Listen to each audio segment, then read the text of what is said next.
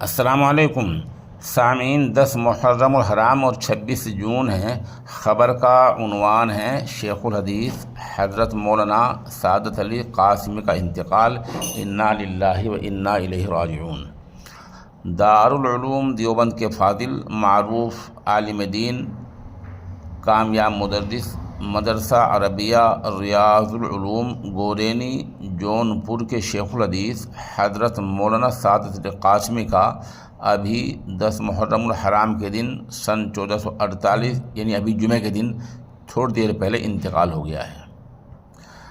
حضرت مولانا سعادت علی قاسمی رحمۃ اللہ علیہ کا شمار ان اہل علم میں ہوتا تھا جنہوں نے اپنی پوری زندگی درس و تدریس، تعلیم و تربیت اور دین کی خدمت میں گزاری ہے۔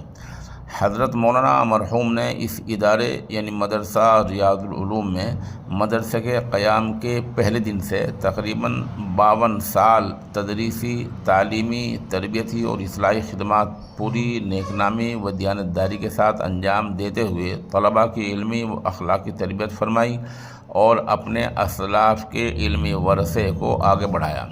آپ کی ذات علم، تدین اور خالص تدریسی ذوق کا نمونہ تھی۔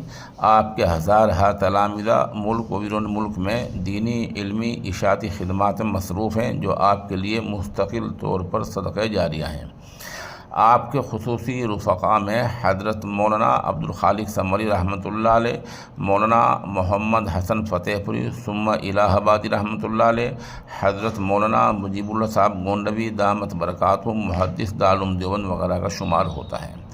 حضرت مولانا کے انتقال سے مدرسہ ریاض العلوم گورینی، آپ کے تلامذہ، متعلقین اور اہل علم ایک مخلص عالم و مدرس سے محروم ہو گئے ہیں۔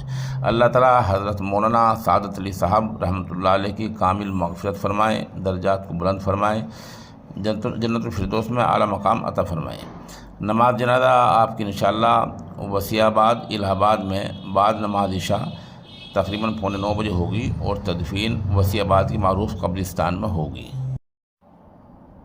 مولانا مرحوم حضرت مولانا سید ظہور الحسن کسولوی رحمۃ اللہ علیہ مجاز صحبت حضرت حکیم الامت مولانا تھانوی کے داماد و خویش اور موجودہ ناظم و متولی حضرت مولانا سید نجم الحسن تھانوی دامت برکاتہ العالیہ کے بہنوئی تھے۔